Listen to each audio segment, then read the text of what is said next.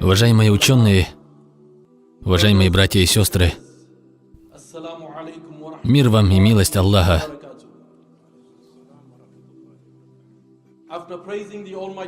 После восхваления Аллаха и благословения нашего посланника, мир ему и благословения Аллаха, я начну со слов благодарности в адрес UKIM за предоставление мне возможности передать вам послание от Аллаха и его пророка Мухаммада, мир ему и благословения Аллаха. Я молю Всевышнего Аллаха, чтобы Он даровал мне возможность довести до вас это послание. И я также прошу Всевышнего Аллаха, чтобы Он вознаградил вас за прослушивание этого послания. Аллах говорит в Коране: «Каждая душа вкусит смерть». И для Аллаха не имеет значения, кем вы являетесь, откуда вы, насколько вы сильны, в каком городе живете. Даже если вы являетесь пророком или поклонялись своему Господу в течение 100 лет, это вам не поможет. Аллах сказал: «Каждая душа вкусит смерть, и каждый из вас покинет этот мир». Перед вами пример величайших людей, когда-либо существовавших на этой планете. И это, конечно, посланники Аллаха, такие как Сулейман, мир ему, о котором говорится в хадисе от Абдуллы, да будет доволен им Аллах, что когда он путешествовал,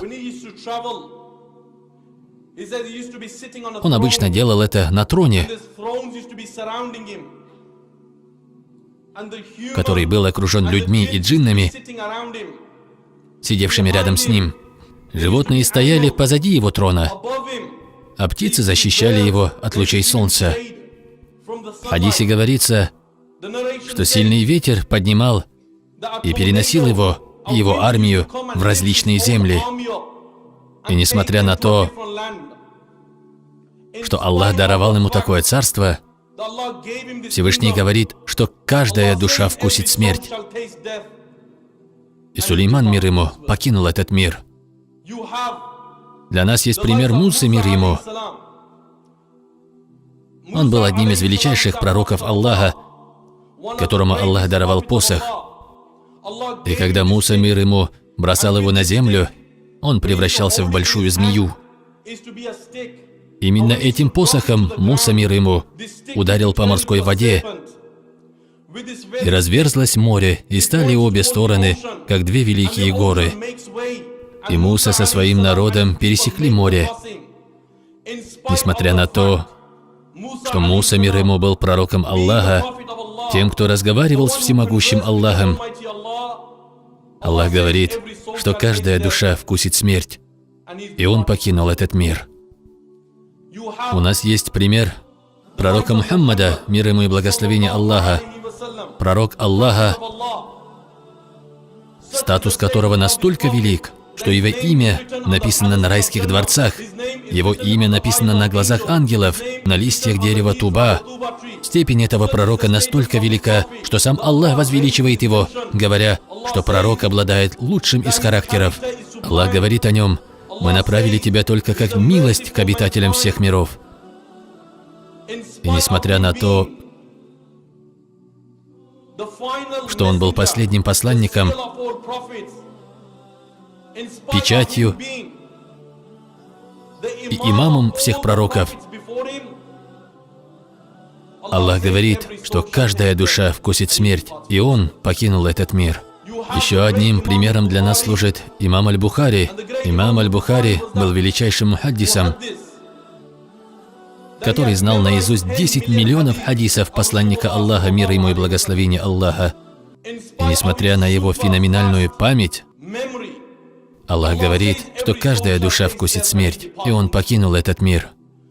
Имам Ахмад знал наизусть 1 миллион хадисов посланника Аллаха, мир ему и благословение Аллаха. Он знал наизусть биографии каждого передатчика хадисов, фетвы сподвижников, фетвы табиинов и фетвы табиут табиинов. И несмотря на то, что его называли имамом всего мира, Аллах говорит, что каждая душа вкусит смерть, и он покинул этот мир. И в качестве примера из числа кафиров У нас есть Намруд. Намруд был человеком, которого Аллах сотворил и наделил его всеми богатствами этого мира. Ибн Касир пишет, что за всю историю этого мира было 4 человека, которые правили всем миром. 2 из них были мусульманами, а 2 были неверующими. Из числа мусульман, правящих всем миром, были Сулейман, мир ему, и Зулькарнайн, а из числа неверных ими были Намруд и Бухту-Насар. И по приказу Аллаха Намруд еще в детстве ветром был перенесен в джунгли. И после этого перенесения Аллах приказал деревьям защищать его от лучей солнца. И Аллах даровал ему такое благо, что Он приказал джиннам обучить Намруда, как управлять этим миром. И он стал правителем всего мира. И знаете ли вы, как он отплатил всемогущему Аллаху? Посланник пришел к Намруду и обратился к нему со словами «Уверуй в Аллаха», на что он ответил: «Прежде чем предлагать мне уверовать в Аллаха, ты должен уверовать в меня, ведь я являюсь твоим Господом». И несмотря на то, что он был правителем всего мира, Аллах говорит, что каждая душа вкусит смерть. И Аллах послал армию комаров, которые истребили половину его армии, а один из комаров проник через ухо Намруда его мозгу и начал поедать его. И он ел его до тех пор, пока Намруд не упал на колени. Аллах говорит, что каждая душа вкусит смерть. У нас есть пример фараона, величайшего тирана, когда-либо жившего на этой планете. Он насиловал женщин, убивал новорожденных, и несмотря на то, что был самым большим тираном на земле, Аллах говорит, что каждая душа вкусит смерть. Когда рассекся океан, фараон начал хвастаться перед своей армией, утверждая, что это сделал он, что это произошло по его воле. Он и его войско попытались пересечь океан, но Аллах приказал океану поглотить его. Аллах говорит, что каждая душа вкусит смерть, и это произошло и с фараоном. У нас есть пример народа Ад. И кем были эти люди? Они были великанами. И о них говорится в хадисе, переданном от Абу Хурайры, что они были настолько сильными, что могли поднять такой тяжелый предмет, который даже не сдвинуть с места 500 человек. И согласно этому хадису, они голыми руками, могучими, как у медведя, строили себе дома из гор. Несмотря на их огромные размеры и силу, Аллах говорит, что каждая душа вкусит смерть, и они покинули этот мир. Как? Аллах наслал на них торнадо, которое уничтожило их. У нас есть пример Джабраиля, мир ему. Передается, что у него 60 тысяч крыльев. Но несмотря на то, что у него такое большое количество крыльев, несмотря на то, что он является архангелом, главным ангелом, который поднял целый город до низшего неба, так близко, что, как передается в хадисе, ангелы слышали лай собак и кудахтанье кур. Затем Джабраиль перевернул этот город и уничтожил его. Но несмотря на его огромную силу, размеры и роль, Аллах говорит, что для каждого наступит конец, и наступит он и для Джабраиля. Еще одним примером являются ангелы, несущие трон Аллаха. Повествование гласит, что расстояние между ступнями и коленями этих ангелов равно 500 лет. Расстояние от мочек уха до шеи составляет 70 лет. И они такого огромного размера, что ноги их находятся на самой нижней земле, а плечи находятся на 7 небесах. А расстояние между небесами составляет 500 лет. Расстояние между первыми и вторыми небесами составляет 500 лет. Между вторыми и третьими также 500 лет. Между третьими и четвертыми также 500 лет. Между четвертыми и пятыми небесами также 500 лет. Между пятыми и шестыми 500 лет. И между шестыми и седьмыми также 500 лет. Можете ли вы себе представить, насколько огромны эти ангелы? Аллах говорит, что для каждого наступит конец. И наступит он и для этих ангелов. Пророк, мир ему и благословение Аллаха, сказал, что твоя смерть будет подобна твоей жизни. Если ты жил в ослушании Аллаха и в совершении грехов, то твоя смерть будет в подобном состоянии, и ты будешь воскрешен в таком же состоянии, в котором умер. Расскажу вам одну историю. Офицер полиции работал в мусульманской стране. В своем письме ученому он пишет, что все мы возвращаемся к Всевышнему Аллаху. И он рассказывает свою историю. Он и его коллега находились на обочине оживленной трассы и вели разговор. Вдруг стало очень тихо, а потом раздался сильный удар. Офицер пишет, что когда они обернулись, они увидели машины, столкнувшиеся лоб в лоб. Он и его напарник бросились к месту аварии и обнаружили там двух молодых людей. Они вытащили их из машин и оттащили к обочине. Затем они бросились ко второй машине, но обнаружили, что люди в ней уже погибли. Офицеры вернулись к молодым людям на обочине и спросили у них, как их зовут, но они ничего не отвечали. Офицер пишет, что его коллега начал внушать им слова шахады, прося их сказать «Ла иляха илляллах! Ла иляха илляллах!» Но они продолжали молчать. И вновь он стал просить их «Скажите «Ла иляха илляллах!» Но и на этот раз они молчали. И тогда он попробовал внушить им слова шахады в последний раз. И в этот момент случилось то, о чем посланник Аллаха, мир ему и благословение Аллаха, говорил в своем хадисе: «Смерть человека будет подобна его жизни. Если ты всю жизнь наслушивался повелений Аллаха и совершал грехи, то тебя ждет плохой конец». И один из этих парней, находясь на грани жизни и смерти, вместо произнесения слов «нет никого достойного для поклонения, кроме Аллаха», начинает петь песню. Он начинает петь песню. Офицер пишет, что он был шокирован. Его напарник вновь стал внушать им слова «Ля иляха илляллах». Но оба парня продолжали петь свои проклятые песни.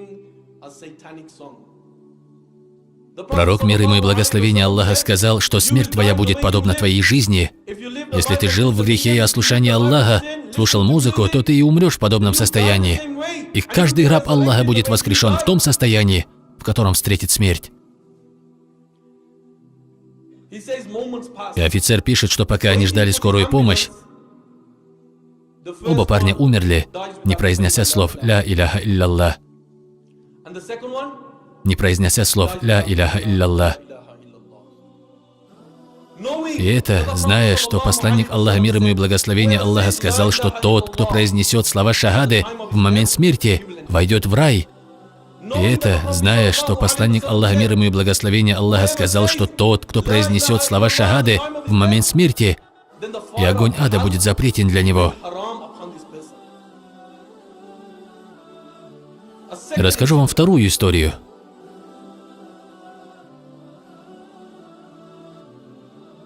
Женщина в своем письме просит объяснить, умер ли ее муж хорошей или плохой смертью.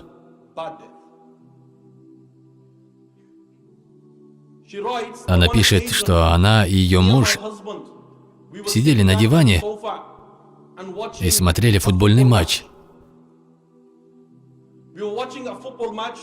Ее муж очень сильно любил футбол и был фанатом Алана Ширера. Он действительно любил этого игрока. Носил одежду с его автографом, повесил плакаты Алана Ширера в своей комнате. Даже карты у него были с изображением Алана Ширера. И эта женщина пишет, что когда вечером они сидели на диване, муж сказал ей, Что-то моя спина разболелась, и в ногах я чувствую слабость. Она вызвала скорую помощь. Скорая приехала примерно через 20 минут. Они принесли носилки и положили ее мужа на них. И когда его положили на носилки, он взял свою жену за руку и сказал ей: «Позаботься о наших детях». Она сказала: «Через 20 минут ты уже будешь в больнице, и скоро тебя выпишут, и ты вернешься домой». И она пишет, что когда ее мужа заносили в скорую помощь, он смотрел на их дом так, будто видит его последний раз. Когда скорая доставила их в больницу и было проведено обследование, выяснилось, что ее муж умирает от рака. И раковые клетки так сильно разрослись, что достигли уже его мозга. Пророк, мир ему и благословение Аллаха, сказал, что смерть твоя будет подобна твоей жизни. Если ты жил в грехе и ослушании Аллаха, то ты и умрешь в подобном состоянии. И каждый раб Аллаха будет воскрешен в том состоянии, в котором встретит смерть. Она пишет, что ее мужа подключили к различному медицинскому оборудованию, а ей сказали, что ему осталось жить от нескольких часов до нескольких дней, чтобы она могла провести с ним все оставшееся время. Она села возле своего мужа, взяла его за руку и начала внушать ему слова «Ла иляха илля-Аллах». Однако ее муж молча смотрел в окно. И вдруг он начал смеяться. И смеялся он так громко, что медсестры и доктора забежали в палату. И когда они вошли в палату, ее муж немного приподнялся и начал пронзительно кричать: «Я Алан Ширар! Я Алан Ширар! Я Алан Ширар!» Медицинское оборудование отключилось. Пророк, мир ему и благословение Аллаха, сказал, что смерть твоя будет подобна твоей жизни. Если ты жил в грехе и ослушании Аллаха, слушал музыку, то ты и умрешь в подобном состоянии. И каждый раб Аллаха будет воскрешен в том состоянии, в котором встретит смерть. Пусть Аллах убережет нас от этого. Рассказывает один человек, работающий в мусульманской стране врачом, что в одном из отделений больницы, где было много пациентов, был один больной, который страдал от почечной недостаточности. Ему оставалось жить всего несколько дней. По словам врача, за несколько дней до смерти его лицо посинело,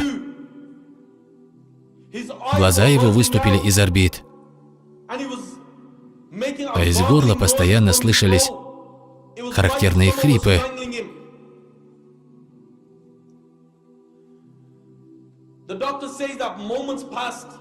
Было такое ощущение, что его кто-то душит. Врач рассказывает, что со временем хрипы стали настолько громкими, что пациенты, лежавшие рядом с ним, просто убежали. Врачам пришлось изолировать его.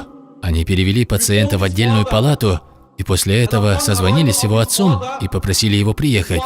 Как только отец прибыл и увидел состояние своего сына, он спросил врача, есть ли какое-нибудь лекарство, которое сможет помочь моему ребенку. Врач ответил, он умирает от почечной недостаточности, его уже не вылечить. Отец обратился к врачу со словами, в этом случае дайте ему такое лекарство, которое поможет ему быстрее умереть. Почему?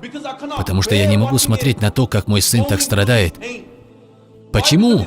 Потому что его лицо посинело, его глаза выкатились из орбит, а из горла доносятся такие хрипы, как будто его кто-то душит. Прошло немного времени. Отец взял сына за руку и стал внушать ему слова «Ля иляха илля-Аллах». Но сын молчал, и он умер, так и не произнеся эти слова. Пророк, мир ему и благословение Аллаха, сказал: часто вспоминайте разрушительницу наслаждений — смерть. Похожее положение дел сложилось у братьев с Алам Рок Роуд. Они спросят у тебя: что это за слова «Ля иляха илля-Аллах»? Они для меня ничего не значат. Расскажу вам недавний случай. Несколько братьев поставили стол для призыва к исламу в этом районе. В это время молодой человек, разъезжавший по району на своей машине, громко включил музыку. И когда он остановился, один из братьев подошел к нему и обратился со словами: «Брат мой, пожалуйста, сделай музыку потише». Он ответил: «Кто ты такой, чтобы просить меня сделать музыку тише? С понедельника по пятницу я работаю, в субботу и воскресенье я хочу ездить на машине по району и громко слушать музыку». Брат сказал ему: «Пойдем, я расскажу тебе об исламе». На что он ответил: «Да пошли вы со своим исламом». Он вышел из машины, и брат вновь обратился к нему: «Прояви немного уважения к словам шахады. Посмотри на стол. На лицевой стороне стола написаны слова шахады». Этот парень ответил: «Брат, они мне ни о чем не говорят. Это просто кусок бумаги. Позвольте мне рассказать вам о ценности этого куска бумаги. Не обращайте внимания на то, что это всего лишь клочок бумаги, ведь именно эти слова помогут войти вам в рай». Имам Ат-Тирмизи в своем сборнике «Суннан» приводит хадис от посланника Аллаха, мир ему и благословение Аллаха, в котором говорится, что в день суда Аллах воскресит каждого человека с начала времен и до конца света. Каждый человек будет воскрешен, начиная с Адама и до самого последнего человека. И положение людей в этот день будет таким, что разным людям пот будет доходить до разных частей тела. Кому-то до лодыжек, кому-то до колен, кому-то по пояс, кому-то до груди, кому-то до ключиц, а кто-то будет тонуть в собственном поту. В этот день вы увидите людей, чьи тела будут разделены на две части. Вы увидите людей, чьи лица будут волочиться по земле, слепых людей и тех, у кого кровоточащие половые органы будут находиться на лице. Те же из людей, которые принимали опьяняющие напитки, будут наказаны тем, что этот алкоголь будет привязан к их шеям. Некоторые люди будут размером с муравья, другие люди будут лишены рук. Шеи некоторых людей будут обвиты змеями, а языки других будут доставать до пояса. И посланник Аллаха, мир ему и благословение Аллаха, сказал, что среди них будет раб Аллаха. И этот раб Аллаха совершил так много грехов, что для их записи потребовалось 99 книг. И каждая из книг будет настолько велика, что ее не охватить человеческим взглядом. Таковы будут размеры одной книги.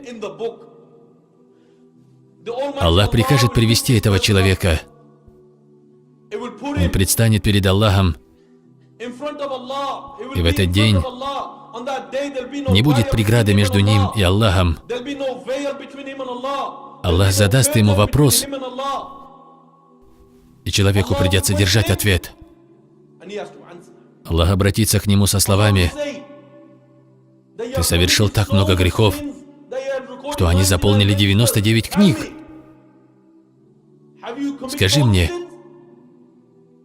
совершал ли ты эти грехи?» Он ответит: «Да, мой Господь, я совершил все эти грехи». Аллах скажет: «Может быть, по ошибке мои ангелы записали что-то лишнее?» Он ответит: «О Аллах, твои ангелы записали только то, что я совершил».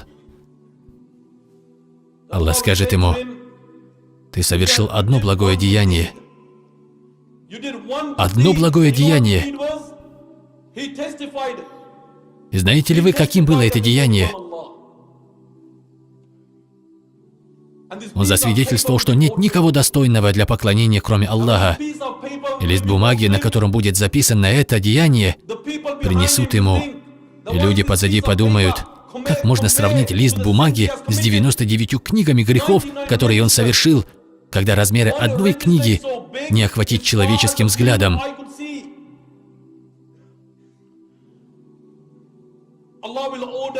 Аллах прикажет ангелам перенести этот клочок бумаги и 99 книг к весам. 99 книг будут положены на одну чашу весов, а клочок бумаги будет по другую чашу весов. Этот клочок бумаги перевесит 99 книг. Вот какова цена этого листочка бумаги. Такова цена имана, дара, который невозможно оценить.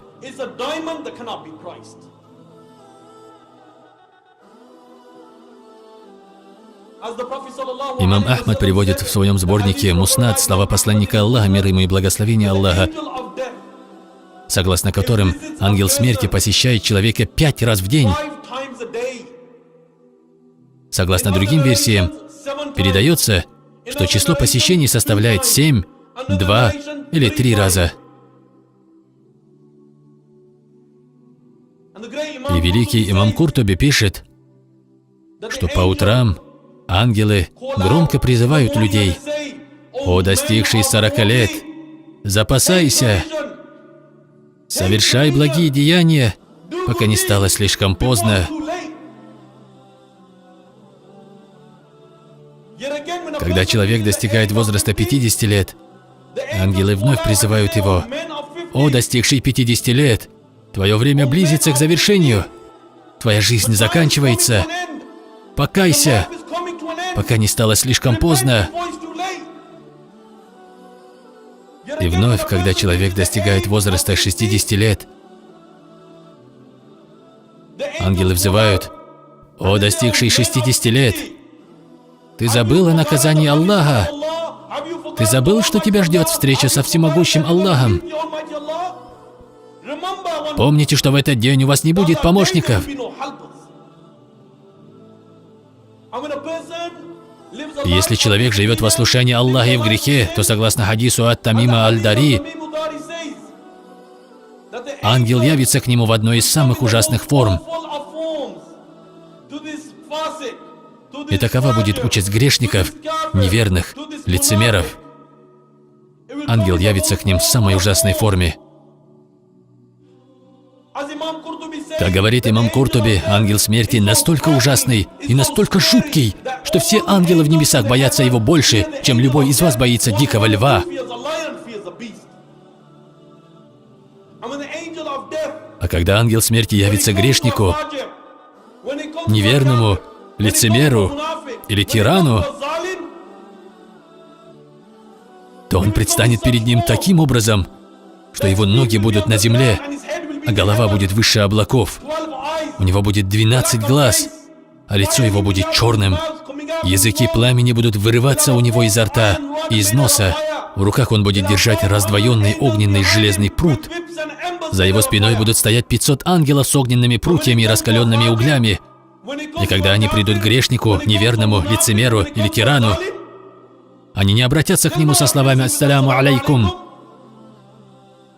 Ангел смерти ударит его своим железным прутом. И когда этот прут войдет в тело человека,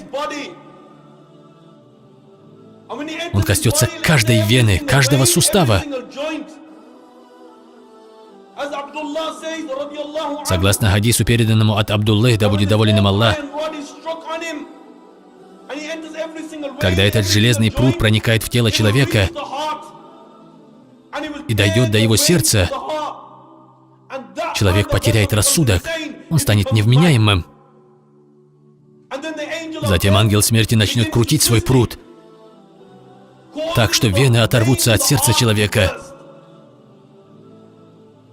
После этого ангел смерти начнет вытаскивать душу человека из его тела, вытягивая ее сначала от ступней до лодыжек. И тогда тело человека будет пытаться пойти на различные уловки, а душа будет пытаться вернуться обратно. В этот момент явятся 500 ангелов с огненными прутьями и раскаленными углями и будут наносить удары по телу человека. Затем ангел смерти примется вытягивать душу уже от ступней до колен. И вновь тело и душа будут противиться этому. И 500 ангелов, вооруженных огненными прутьями, будут наносить удары по телу человека. После этого ангел смерти будет вытягивать душу человека от колен до талии. И тело с душой снова будут сопротивляться. И ангелы вновь будут наносить по ним удары. Затем ангел смерти возьмется за душу от талии до груди. И тело, находясь в обморочном состоянии, будет пытаться сопротивляться, а 500 ангелов будут вновь бить его. После чего ангел смерти примется за часть души от груди до ключиц. И вновь по телу, противящемуся этому, будут нанесены удары 500 ангелов.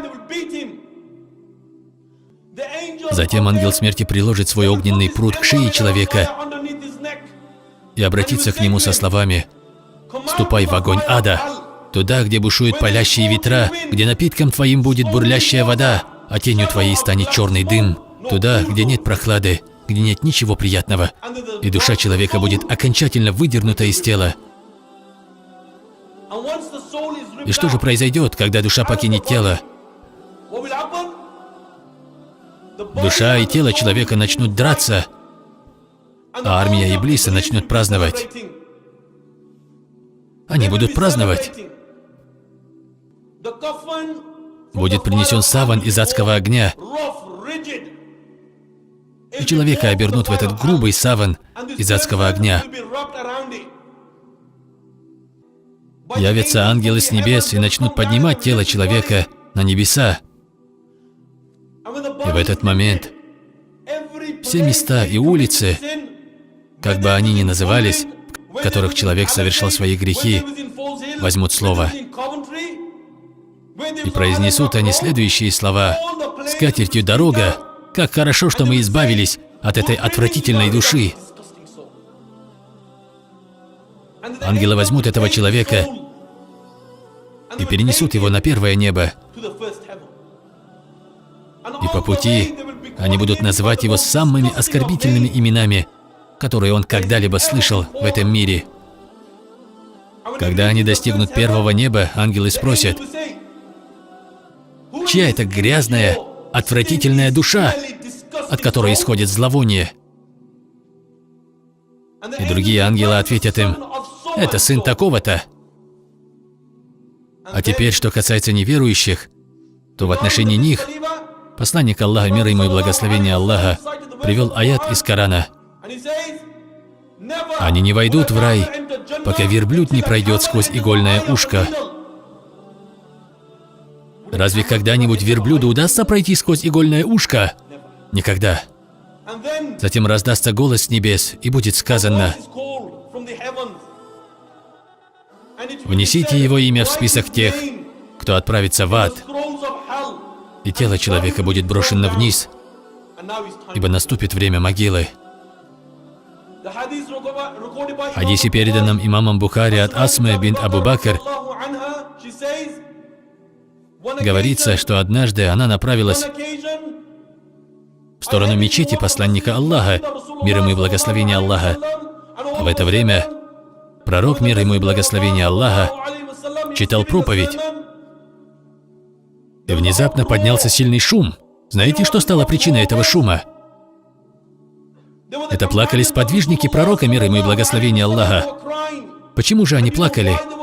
Асма бинт Абу Бакр обратилась к одному из сподвижников со словами: «Пусть Аллах будет доволен тобой.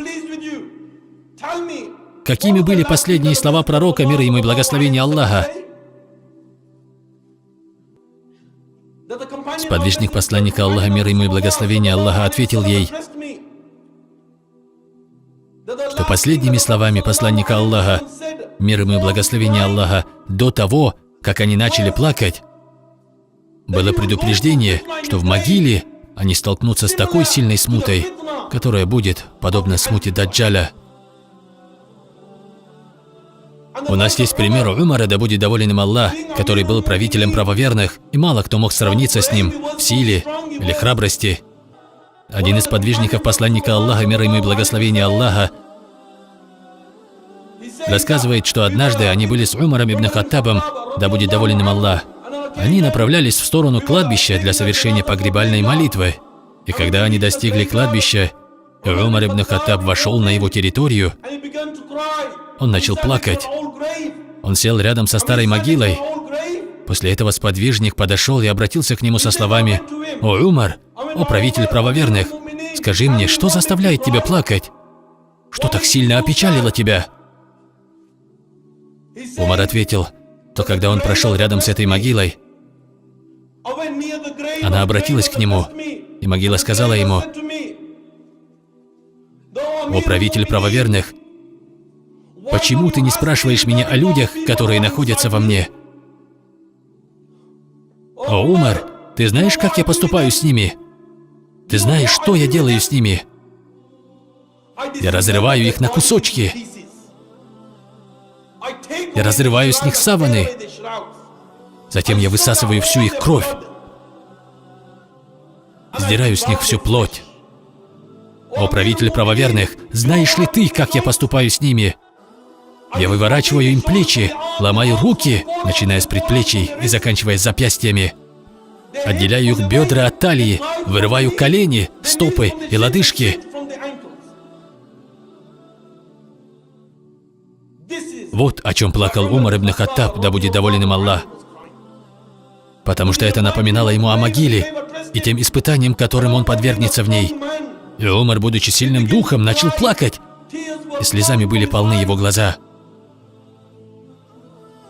Теперь же, когда душа очутилась в могиле, могила скажет: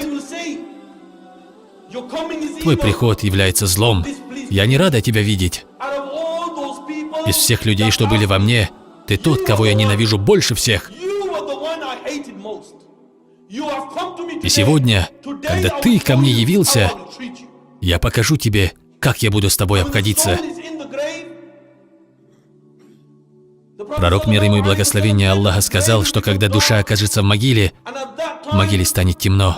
И в этот момент могила начнет сдавливать тело таким образом, что ребра человека будут входить друг в друга. И затем, как передано от Джабраиля, мир ему, явятся ангелы. Знаете, как они будут выглядеть? Глаза их будут подобны огню, голоса их будут подобны раскатам грома, зубы их будут похожи на рога быков. А когда они говорят, огонь вырывается из их ртов, и в руках у них будут молоты, настолько большие и тяжелые, что если все человечество соберется вместе и попытаются сдвинуть молот хотя бы на дюйм, у них ничего не выйдет. Когда эти ангелы явятся грешному человеку, то предстанут перед ним в таком виде, что человек в могиле начнет дрожать от страха, кости его начнут трескаться, а конечности будут выворачиваться, и в конце концов он потеряет сознание. Тогда ангелы подойдут к этому человеку снова, заставят его сесть. Они заставят его сесть и скажут ему: «Ты покинул этот мир». И вновь его тело начнет трястись, кости его начнут трескаться, а конечности будут выворачиваться, и он снова потеряет сознание. Ангелы вновь подойдут к нему, и кости его начнут трескаться снова, а конечности выворачиваться, и тогда ангелы схватят его и заставят его сесть. И они обратятся к нему со словами: «Ты покинул этот мир, и ты временно будешь находиться здесь. А теперь отвечай на наши вопросы. Скажи нам, кому ты поклонялся? Кто твой Господь?» Человек ответит: «Я не знаю». Почему? Потому что он жил в ослушании Аллаха и совершал много грехов, расслаблялся, слушая музыку, разъезжал на машине со своими друзьями. У него не было времени для поклонения Аллаху. Ангелы зададут второй вопрос: «Какова твоя религия?» И он вновь ответит: «Я не знаю». Почему? Потому что он жил в ослушании Аллаха и совершал много грехов, разъезжая по району со своими друзьями. Он не пытался узнать, что такое религия, потому что он был слишком занят, слоняясь по различным торговым центрам и ресторанам.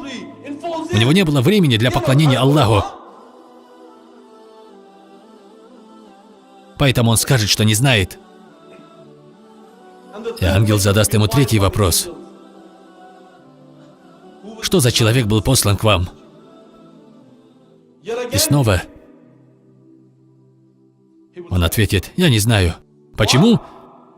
Потому что он старался подражать Тупаку, 50 Центу, Джей-Зи. Он следовал за их сунной, нося золотые кольца, делая смешные стрижки, нося придурковатую одежду. Он не следовал сунне посланника Аллаха, мир ему и благословение Аллаха. Он не знал, что такое сунна. И поэтому он ответит: «Я не знаю».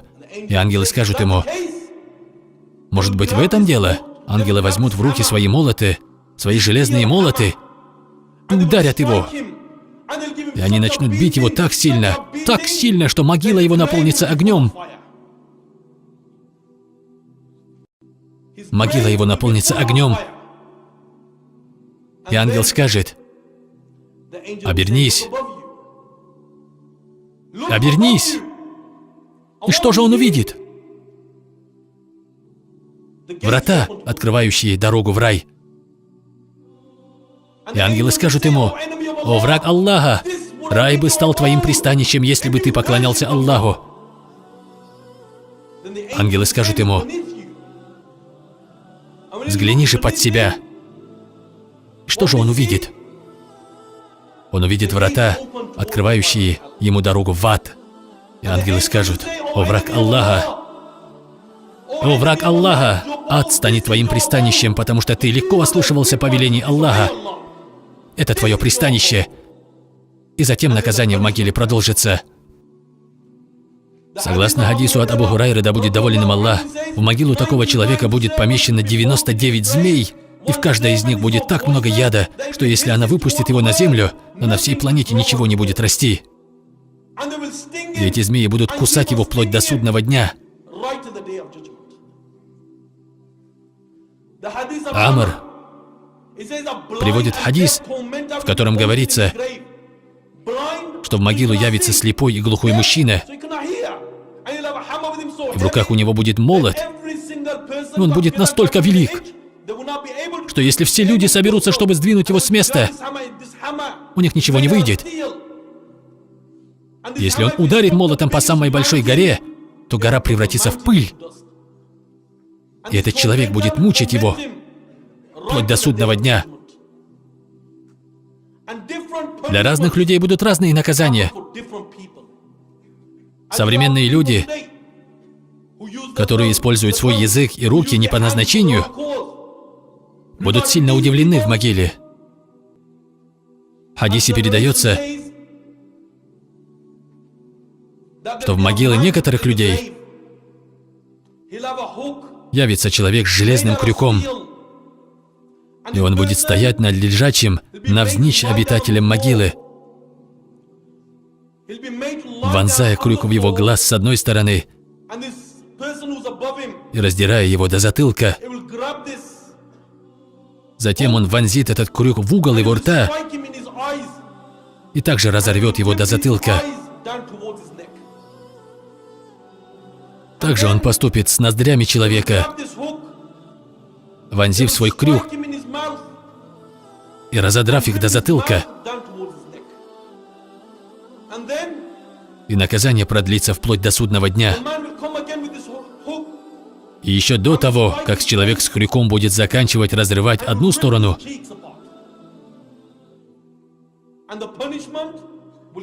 другая сторона снова будет становиться такой же, как прежде. и наказание будет начинаться заново.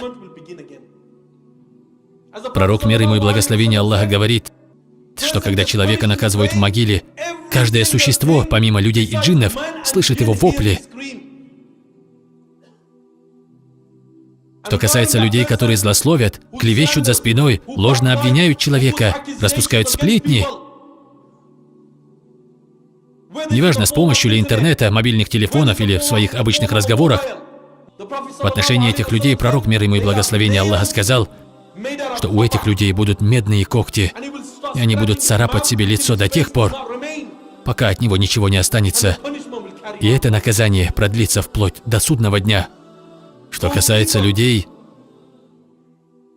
которые оставили совершение пятикратной обязательной молитвы, которые не молятся, которые забыли о своей молитве, то в отношении них имам Аль-Бухари передает хадис, в котором говорится, что их заставят совершать омовение кипящей водой.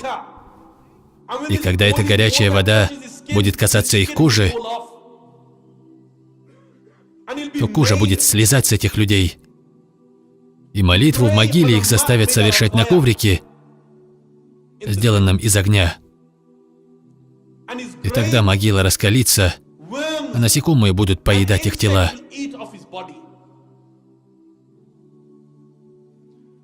На человека, который знал Коран, но не действовал согласно своему знанию, в могиле будет положена огромная скала. Эта скала будет брошена на его голову, и голова будет раздавлена. В другой версии хадиса говорится, что раздавлено будет и тело человека. В отношении других людей, которые живут в ослушании Аллаха, совершают много грехов, совершают прелюбодеяние, в отношении мужей, изменяющих своим женам, и в отношении жен, изменяющих своим мужьям, наказание будет следующим. Его или ее заставят спать на земле, и огонь будет вырываться из-под них, что заставит их тела прибиться к стенам могилы. В другом хадисе говорится, что таких людей закидают огненными камнями, и наказание будет продолжаться. Те люди, которые занимаются ростовщичеством, будут брошены в реки из крови и смолы. И каждый раз, когда они будут пытаться выбраться, человек, стоящий на берегу, будет бросать этим людям в лицо огромные глыбы, выбивая тем самым их зубы. И этим людям вновь придется плыть, а наказание продлится вплоть до судного дня. Разные люди будут подвергнуты различным наказаниям в могиле, согласно грехам, которые они совершали. Согласно грехам, которые они совершали. Джалалуддин Суюти пишет, что есть 4 причины плохого конца, препятствующие произнесению «Ля иляха илля-Аллах». Первая причина – это откладывание молитвы. Если таковы последствия откладывания молитвы, то что будет с теми, кто ее вообще не совершает? Вторая причина – причинение беспокойства мусульманам. Третья причина – принятие опьяняющих веществ. И четвертая причина касается людей, которые ослушиваются и кричат на свою мать, и не уважают родителей. И в заключении я прошу Аллаха дать мне возможность действовать согласно тому, что я сказал. И я молю всемогущего Аллаха, чтобы Аллах пробудил меня. И молю всемогущего Аллаха, чтобы мы все пробудились до того момента, как будет слишком поздно.